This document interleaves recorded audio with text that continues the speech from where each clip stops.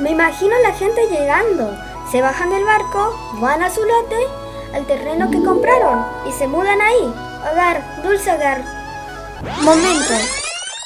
No tan así, acordate que era todo selva, monte, es decir, árboles, yuyos, lianas, espinas, bichos, hormigas, serpientes, nada de hogar. ¿Eh? ¿En serio? ¿Y cómo hacían?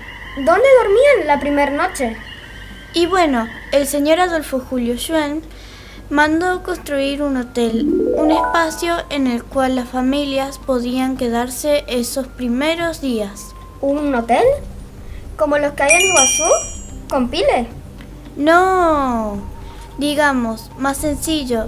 ¿Y construían las casas? El vaqueano, aunque generalmente eran dos, les ayudaban a cortar algunos árboles, es decir, despejar de monte una parte de su propiedad. También les ayudaban y enseñaban a armar en un rancho con ramas de postes, techos de hojas de palmera pindo y paredes de cañas. ¿Era grande ese rancho? Allá en el rancho grande, allá donde vivía. No, grande no. Tenían que haber tantas camas como personas adultas había en la familia. Los chicos generalmente dormían de a dos. Esas camas iban contra las paredes y servían de día para sentarse. En el medio había un fogón para cocinar, espantar los bichos y en invierno para calentarse. ¿todo junto? Sí, todo en uno. Y sobre el fogón pasaban una liana o dos. ¿Para qué? ¿Colgaban los platos a secar? Los platos no, la carne. ¿La carne? ¿No era mejor ponerla en el freezer? Ay, amigo, no había ni electricidad, ni heladera, ni menos freezer. Pero la carne se pudre si la dejas afuera. Mi abuelo una vez se olvidó. No, si la secas al humo hay que saber hacerlo. Se corta en tiritas, las salas bien y se cuelga en el humo. No intenten preparar carne de esa manera en sus casas. También tenían otros métodos, por ejemplo, freír la carne en trozos medianos y luego guardárselos en latas. ¿Y cómo eran los muebles? Los de los primeros ranchos eran de materiales del monte, cañas y ramas para la estructura de las camas, tiritas de hoja de pindo, en bolsas eran los primeros colchones. Luego las reemplazaron por tiras de chala, de maíz más tierna. Esos ya eran un poco más cómodos. ¿Eso no hacía mucho ruido cuando uno se daba vuelta en la cama? Sí, era como dormir en un montón de hojas secas. ¿Y mesas, sillas? Mesa elegían generalmente un trozo de tronco con una superficie más o menos lisa y se sentaban en el borde de las camas o en troncos que traían para eso. ¿Y si llovía? ¿No se mojaba todo? Sí, el techo de hojas de pindo está bien hecho, no entra ni una gota. ¿Y la palmera pindó? Es una palmera muy común, ¿cierto?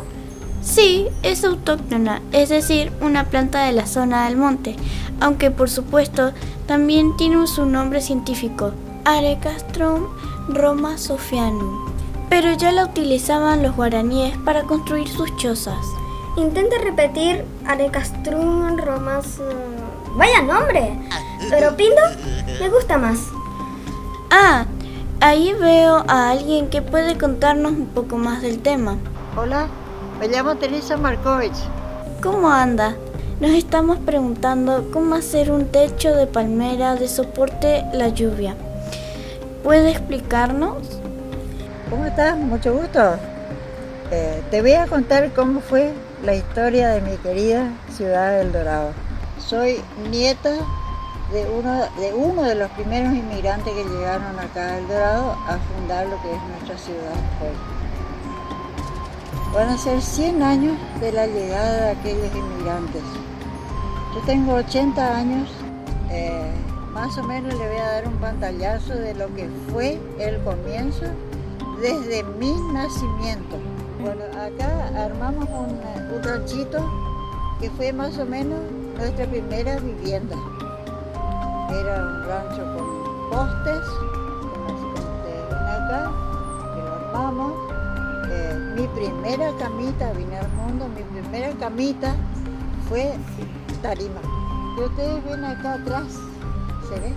Ustedes ven acá atrás. Esa era mi primera camita. Primero era de hojas de pindó, de palmera, el colchón era de hojas de palmera.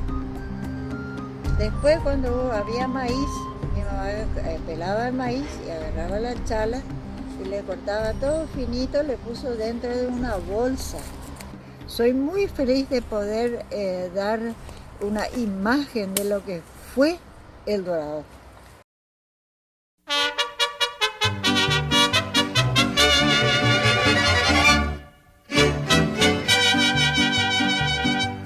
Allá en el rancho grande, allá donde viví.